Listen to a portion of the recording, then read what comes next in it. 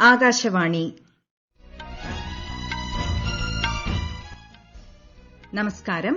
വാർത്തകൾ വായിക്കുന്നത് ദേവിപ്രിയ.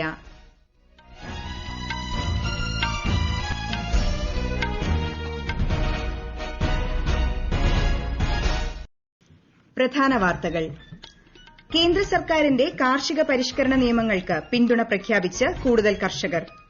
കർഷകരിൽ നിന്ന് ഖാരിഫ് വിളകൾ താങ്ങുവില അടിസ്ഥാനത്തിൽ സംഭരിക്കുന്നത് തുടരുമെന്ന് കേന്ദ്രം. പ്രധാനമന്ത്രി നരേന്ദ്രമോദി നാളെ ഗുജറാത്തിലെ നിരവധി വികസന പദ്ധതികൾക്ക് തറക്കല്ലിടും. കേരളത്തിലെ തദ്ദേശ സ്ഥാപനങ്ങളിലേക്കുള്ള അവസാനഘട്ട വോട്ടെടുപ്പിൽ ഉച്ചവരെ രേഖപ്പെടുത്തിയത് 45.05% പോളിംഗ്. രാജ്യത്തെ കോവിഡ് മുക്തി നിരക്ക് 95%ത്തിലേക്ക്. കേരളത്തിൽ 2623 മരണം. വാർത്തകൾ വിശദമായി. പ്രധാനമന്ത്രി നരേന്ദ്രമോദി നാളെ ഗുജറാത്തിലെ നിരവധി വികസന പദ്ധതികൾക്ക് തറക്കല്ലിടും. ഉപ്പുവെള്ള ശുദ്ധീകരണ പ്ലാന്റ്, സങ്കര ഊർജ്ജോൽപാദന പാർക്ക്, പാൽ സംസ്കരണ പാക്കിംഗ് പ്ലാന്റ് എന്നീ പദ്ധതികളും പ്രധാനമന്ത്രി തുടക്കം കുറിക്കുന്നവയിൽ ഉൾപ്പെടുന്നു. കച്ചിലെ ദോർഡോയിലും അദ്ദേഹം സന്ദർശനം നടത്തും. കച്ചിലെ മാന്ദ്വിയിലാണ് സമുദ്രജലത്തെ കുടിവെള്ളമാക്കി മാറ്റുന്ന പ്ലാന്റ് സ്ഥാപിക്കുന്നത്. പ്രതിദിനം 10 കോടി ലിറ്റർ ശേഷിയുള്ള പ്ലാന്റ് ഗുജറാത്തിന്റെ ജലസുരക്ഷയ്ക്ക് മുതൽക്കൂട്ടാകും. വിഘാകോട്ടിലെ സങ്കര ഊർജ്ജോൽപാദന പാർക്ക് രാജ്യത്തെ ഏറ്റവും വലിയ പുനരുപയോഗ ഊർജ്ജോൽപാദന കേന്ദ്രമാണ്. നടപ്പ് ഖാരിഫ് സീസണിൽ കർഷകരിൽ നിന്ന് ഖാരിഫ് വിളകൾ താങ്ങുവില അടിസ്ഥാനത്തിൽ സംഭരിക്കുന്നത് തുടരുമെന്ന് കേന്ദ്ര ഉപഭോക്തൃ മന്ത്രാലയം അറിയിച്ചു. പഞ്ചാബിൽ നിന്നുള്ള കർഷക സമരം തുടരുന്നതിന്റെ പശ്ചാത്തലത്തിലാണ് മന്ത്രാലയത്തിന്റെ വിശദീകരണം. വിശദവിവരങ്ങളുമായി കിരൺ ശങ്കർ. താങ്ങുവില ഉറപ്പാക്കിക്കൊണ്ടുള്ള സംഭരണത്തിലൂടെ രാജ്യത്തെ 59 ലക്ഷത്തോളം കർഷകർക്കാണ് നേട്ടമുണ്ടായത്. 70,764 കോടി രൂപയാണ് ഈ ഇനത്തിൽ കേന്ദ്ര സർക്കാർ കർഷകർക്ക് കൈമാറിയത്. പഞ്ചാബ്, ഹരിയാന, ഉത്തർപ്രദേശ്, തെലങ്കാന, ഉത്തരാഖണ്ഡ്, തമിഴ്നാട്, ചണ്ഡീഗഡ്, ജമ്മു കാശ്മീർ, കേരളം, ഗുജറാത്ത്, ആന്ധ്രാപ്രദേശ്, ഒഡീഷ സംസ്ഥാനങ്ങളിൽ നെല്ല് സംഭരണം പുരോഗമിക്കുകയാണ്. കഴിഞ്ഞ വർഷത്തെ അപേക്ഷിച്ച് ഇത്തവണ സംഭരണത്തിൽ മികച്ച വർധനയുണ്ട്. ഈ മാസം 12 വരെയുള്ള കണക്കനുസരിച്ച് 374.81 ലക്ഷം മെട്രിക് ടൺ നെല്ല് സംഭരിച്ചു. കഴിഞ്ഞ വർഷം 309.57 ലക്ഷം മെട്രിക് ടണ്ണാണ് സംഭരിച്ചത്. മൊത്തം സംഭരണത്തിന്റെ 54% പഞ്ചാബിൽ നിന്നാണ്.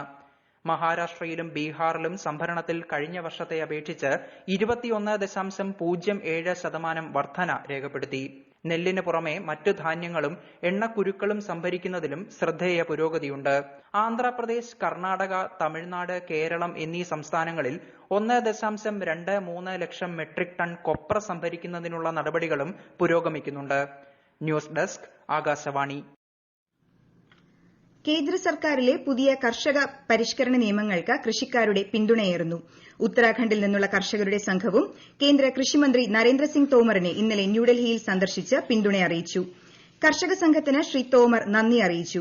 കർഷകർ നിയമങ്ങൾ മനസ്സിലാക്കുകയും പിന്തുണ അറിയിക്കുകയും ചെയ്തതായി മന്ത്രി മാധ്യമപ്രവർത്തകരോട് പറഞ്ഞു. കൃഷി കർഷകക്ഷേമ സഹമന്ത്രി കൈലാസ് ചൌധരി, ഉത്തരാഖണ്ഡ് വിദ്യാഭ്യാസ മന്ത്രി അരവിന്ദ് പാണ്ഡെ എന്നിവരും യോഗത്തിൽ പങ്കെടുത്തു. ഭാരതീയ കിസാൻ യൂണിയൻ മാൻ വിഭാഗം ഉൾപ്പെടെ 2 സംഘങ്ങൾ നേരത്തെ കേന്ദ്രത്തിന് പിന്തുണ പ്രഖ്യാപിച്ചിരുന്നു. കർഷകരുടെ പ്രക്ഷോഭം മുതലെടുക്കാൻ ശ്രമിക്കുന്നവർക്കെതിരെ കർശന നടപടി സ്വീകരിക്കുമെന്ന് കേന്ദ്രമന്ത്രി രവിശങ്കർ പ്രസാദ്. ബീഹാറിലെ പാട്ന ജില്ലയിൽ കാർഷിക നിയമങ്ങളെ പിന്തുണച്ച് ബിജെപി ആരംഭിച്ച പ്രചാരണ പരിപാടിയെ അഭിസംബോധന ചെയ്യുകയായിരുന്നു അദ്ദേഹം. കർഷക പ്രക്ഷോഭത്തിന് പിന്നിൽ പ്രത്യേക സംഘങ്ങളും പ്രവർത്തിക്കുന്നുണ്ട്. അവരുടെ ലക്ഷ്യം വിജയിക്കാൻ സർക്കാർ അനുവദിക്കില്ലെന്നും ശ്രീ രവിശങ്കർ പ്രസാദ് പറഞ്ഞു. പുതിയ കാർഷിക നിയമങ്ങളെക്കുറിച്ചുള്ള തെറ്റിദ്ധാരണകൾ ഇല്ലാതാക്കുന്നതിന്റെ ഭാഗമായി ഗുജറാത്തിലും ഉത്തർപ്രദേശിലും ബിജെപി പ്രത്യേക പ്രചരണ പരിപാടികൾ ആരംഭിക്കുന്നു. കാർഷിക മേഖലയിൽ കേന്ദ്ര സർക്കാർ കൊണ്ടുവന്ന ചരിത്രപരമായ പരിഷ്കാരങ്ങൾ കൂടുതൽ ജനകീയമാക്കാനാണ് ഇതിലൂടെ ലക്ഷ്യമിടുന്നത്. ഇതോടനുബന്ധിച്ച് വിവിധയിടങ്ങളിൽ പത്രസമ്മേളനങ്ങളും കർഷക കൂട്ടായ്മകളും സംഘടിപ്പിക്കുമെന്ന് പാർട്ടി വൃത്തങ്ങൾ അറിയിച്ചു. കേന്ദ്ര സംസ്ഥാന മന്ത്രിമാർ ഉൾപ്പെടെയുള്ള നേതാക്കൾ പരിപാടിയിൽ പങ്കെടുക്കും. പൊതുബജറ്റിന് മുന്നോടിയായുള്ള ചർച്ചകൾക്ക് കേന്ദ്ര ധനമന്ത്രി നിർമ്മല സീതാരാമൻ നാളെ ന്യൂഡൽഹിയിൽ തുടക്കമിടും. 2021-22 കേന്ദ്ര ബജറ്റുമായി ബന്ധപ്പെട്ട ചർച്ചയും അഭിപ്രായ രൂപീകരണവുമാണ് ലക്ഷ്യമിടുന്നത്. നാളെ രാവിലെയും ഉച്ചയ്ക്ക് ശേഷവുമായി രാജ്യത്തെ മുൻനിര വ്യവസായികളുമായി ധനമന്ത്രി തന്റെ ബജറ്റ് കൂടിയാലോചനകൾ നടത്തുമെന്ന് ധനമന്ത്രാലയം അറിയിച്ചു. ഈ വാർത്തകൾ ആകാശവാണിയിൽ നിന്ന്. കൊറോണ ആശങ്കയല്ല, ജാഗ്രതയാണ് വേണ്ടത്. കേന്ദ്ര ആരോഗ്യ മന്ത്രാലയം പുറപ്പെടുവിക്കുന്ന നിർദ്ദേശങ്ങൾ. ജനങ്ങൾ കൂട്ടം കൂടുന്നത് ഒഴിവാക്കുക. ഇടയ്ക്കിടെ കൈകൾ സോപ്പും വെള്ളവും ഉപയോഗിച്ചോ സാനിറ്റൈസർ ഉപയോഗിച്ചോ വൃത്തിയാക്കുക. നിർബന്ധമായും മാസ്ക് ധരിക്കുക. പനിയോ ചുമയോ ശ്വാസതടസ്സമോ തുടരുന്ന സാഹചര്യത്തിൽ വൈദ്യസഹായം തേടുക. കൊറോണയെ സംബന്ധിച്ച വിവരങ്ങൾക്ക് ആരോഗ്യ മന്ത്രാലയത്തിന്റെ 1075 ലും ദിശയുടെ 1056 ലും ബന്ധപ്പെടാം. തദ്ദേശ സ്ഥാപനങ്ങളിലേക്കുള്ള അവസാനഘട്ട വോട്ടെടുപ്പിൽ 12:25 ഔദ്യോഗിക കണക്കുകൾ പ്രകാരം പോളിംഗ് 45.05% പിന്നിട്ടതായി പ്രാഥമിക കണക്കുകൾ. വോട്ടെടുപ്പ് നടക്കുന്ന കോഴിക്കോട്ട് 44.87%, കണ്ണൂർ 45.01%, കാസർഗോഡ് 44.47%, മലപ്പുറം 45.39% എന്നിങ്ങനെയാണ് പോളിംഗ് രേഖപ്പെടുത്തിയത്. മിക്ക ബൂത്തുകളിലും രാവിലെ മുതൽ വലിയ തിരക്കാണ് അനുഭവപ്പെടുന്നത്. ചില ബൂത്തുകളിൽ വോട്ടെണ്ണൽ മെഷീനിലെ പ്രശ്നങ്ങൾ കാരണം പോളിംഗ് അല്പം വൈകി. കനത്ത സുരക്ഷാ ക്രമീകരണങ്ങളിലാണ് മൂന്നാംഘട്ട വോട്ടെടുപ്പ് പുരോഗമിക്കുന്നത്. പ്രശ്നബാധിത ബൂത്തുകൾ ഏറ്റവും കൂടുതലുള്ളതും ഈ ഘട്ടത്തിലാണ്.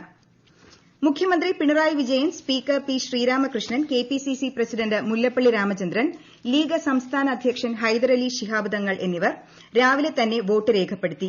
എൽഡിഎഫ് ഐതിഹാസിക വിജയം നേടുമെന്ന് മുഖ്യമന്ത്രി പിണറായി വിജയൻ പറഞ്ഞു. ഇടത് ദുർഭരണത്തിനെതിരെ ജനം വിധിയെഴുതുമെന്നും യുഡിഎഫ് റെക്കോർഡ് വിജയം സ്വന്തമാക്കുമെന്നും കെപിസിസി അധ്യക്ഷൻ വ്യക്തമാക്കി. തദ്ദേശ സ്ഥാപനങ്ങളിലെ അധ്യക്ഷ പദവി സംബന്ധിച്ച് ഹൈക്കോടതി സിംഗിൾ ബെഞ്ചിന്റെ ഉത്തരവ് ഡിവിഷൻ ബെഞ്ച് റദ്ദാക്കി. സർക്കാരിന്റെയും കമ്മീഷന്റെയും ഇത് സംബന്ധിച്ച ഉത്തരവ് ഹൈക്കോടതി ശരിവച്ചു. അധ്യക്ഷ പദവി മൂന്നാം തവണയും സംവരണമായാൽ അത് പൊതുവിഭാഗം ആക്കേണ്ടതില്ലെന്നും കോടതി പറഞ്ഞു. പഞ്ചായത്ത്, മുനിസിപ്പൽ ചട്ടങ്ങൾ പാലിക്കാതെയാണ് നേരത്തെയുള്ള ഉത്തരവെന്നും ഡിവിഷൻ ബെഞ്ച് ചൂണ്ടിക്കാട്ടി. രാജ്യത്ത് കോവിഡ് മുക്തി നിരക്ക് 95%ലേക്ക്. കഴിഞ്ഞ 24 മണിക്കൂറിനിടെ 30,000-ത്തിലധികം കോവിഡ് രോഗികൾ സുഖം പ്രാപിച്ചതോടെ രോഗമുക്തി നിരക്ക് 94.98% ഉയർന്നു. ആകെ രോഗമുക്തരുടെ എണ്ണം 93,88,000 കടന്നു. നിലവിൽ 3,52,000 പേർ മാത്രമാണ് രാജ്യത്ത് കോവിഡ് ചികിത്സയിലുള്ളത്. കേരളത്തിൽ കോവിഡ് മരണം 2,623 ഇന്നലെ സ്ഥിരീകരിച്ച 29 മരണങ്ങൾ ഉൾപ്പെടെയാണിത്. ശനിയാഴ്ച 4,698 പേർക്കാണ് കോവിഡ് സ്ഥിരീകരിച്ചത്. നിലവിലെ ടെസ്റ്റ് പോസിറ്റിവിറ്റി നിരക്ക് 10.13%. 59,438 പേരാണ് ഇനി ചികിത്സയിലുള്ളത്. അസമിൽ ബോഡോലാൻഡ് ടെറിട്ടോറിയൽ കൌൺസിൽ തെരഞ്ഞെടുപ്പിൽ വിജയിച്ച ബിജെപി സ്ഥാനാർത്ഥികളെ പ്രധാനമന്ത്രി നരേന്ദ്രമോദിയും ആഭ്യന്തരമന്ത്രി അമിത്ഷായും അഭിനന്ദിച്ചു. തെരഞ്ഞെടുപ്പിൽ ബിജെപി 9 സീറ്റാണ് നേടിയത്. 17 സീറ്റ് നേടിയ ബോഡോലാൻഡ് പീപ്പിൾസ് ഫ്രണ്ടാണ് ഏറ്റവും വലിയ ഒറ്റകക്ഷി. രാജസ്ഥാനിൽ 50 മുനിസിപ്പാലിറ്റികളിലേക്ക് നടന്ന തെരഞ്ഞെടുപ്പിൽ കോൺഗ്രസ് 620 സീറ്റുകൾ നേടി. ആകെയുള്ള 1775 വാർഡുകളിൽ ബിജെപിക്ക് 548 എണ്ണം ലഭിച്ചു. ബിഎസ്പിയുടെ 7 പേരും സിപിഐയിലെ 2 പേരും സിപിഐഎം, ആർഎൽപി എന്നിവയിലെ ഓരോ സ്ഥാനാർത്ഥികളും വിജയിച്ചു. 595 വാർഡുകളിൽ സ്വതന്ത്ര സ്ഥാനാർത്ഥികളാണ് വിജയിച്ചത്. രാജ്യത്ത് ആർടിജിഎസ് സൌകര്യം ഇന്നു മുതൽ 24 മണിക്കൂറും ലഭ്യമാകും. മറ്റ് ബാങ്ക് അക്കൌണ്ടുകളിലേക്ക് വൻതുക ഓൺലൈനായി കൈമാറ്റം ചെയ്യുന്ന സംവിധാനമാണ് real time gross settlement system എന്ന ആർടിജിഎസ്. സമാന ഇടപാടായ എൻഇഎഫ്ടി സംവിധാനം നിലവിൽ 24 മണിക്കൂറും ലഭ്യമാണ്. രാജ്യത്തെ ഓഹരി വിപണിയിൽ ഇന്ന് നേട്ടത്തോടെ തുടക്കം. ബോംബെ ഓഹരി സൂചിക സെൻസെക്സ് 46,109-ലും ദേശീയ ഓഹരി സൂചിക നിഫ്റ്റി 13,517-ലുമാണ് വ്യാപാരം നടക്കുന്നത്. സംസ്ഥാനത്ത് സ്വർണ്ണവില പവന് 160 രൂപ കുറഞ്ഞ് 36,640 രൂപയായി. നദികളുടെ പുനരുജ്ജീവനത്തിനും ശുദ്ധീകരണത്തിനുമായുള്ള ഇന്ത്യയുടെ ശ്രമങ്ങൾക്ക് അന്താരാഷ്ട്ര ബാങ്കായ ഐബിആർഡിയുടെ അഭിനന്ദനം. ഇന്ത്യയുടെ പ്രവർത്തനങ്ങളിൽ ബാങ്കിന് ഒരുപാട് അഭിമാനമുണ്ടെന്ന് ബാങ്കിന്റെ മുതിർന്ന ജലശുചീകരണ വിദഗ്ധനായ സാവിയർ ബുഷേൻ പറഞ്ഞു. ഉത്സവകാലത്തെ സ്പെഷ്യൽ ട്രെയിനുകൾ ഉൾപ്പെടെ അതിവേഗ തീവണ്ടികൾ മുഴുവൻ റിസർവ് തീവണ്ടികളാക്കി മാറ്റാനുള്ള നയത്തിൽ മാറ്റമില്ലെന്ന് റെയിൽവേ മന്ത്രാലയം. അൺറിസർവ് ടിക്കറ്റുകൾ അനുവദിക്കുന്നതായി ചില മാധ്യമങ്ങളിൽ വാർത്തകൾ വന്ന പശ്ചാത്തലത്തിലാണ് വിശദീകരണം. പ്രധാന വാർത്തകൾ വീണ്ടും. കേന്ദ്ര സർക്കാരിന്റെ കാർഷിക പരിഷ്കരണ നിയമങ്ങൾക്ക് പിന്തുണ പ്രഖ്യാപിച്ച് കൂടുതൽ കർഷകർ. കർഷകരിൽ നിന്ന് ഖാരിഫ് വിളകൾ താങ്ങുവില അടിസ്ഥാനത്തിൽ സംഭരിക്കുന്നത് തുടരുമെന്ന് കേന്ദ്രം. പ്രധാനമന്ത്രി നരേന്ദ്രമോദി നാളെ ഗുജറാത്തിലെ നിരവധി വികസന പദ്ധതികൾക്ക് തറക്കല്ലിടും. കേരളത്തിലെ തദ്ദേശ സ്ഥാപനങ്ങളിലേക്കുള്ള അവസാനഘട്ട വോട്ടെടുപ്പിൽ ഉച്ചവരെ രേഖപ്പെടുത്തിയത് 45.05% പോളിംഗ്.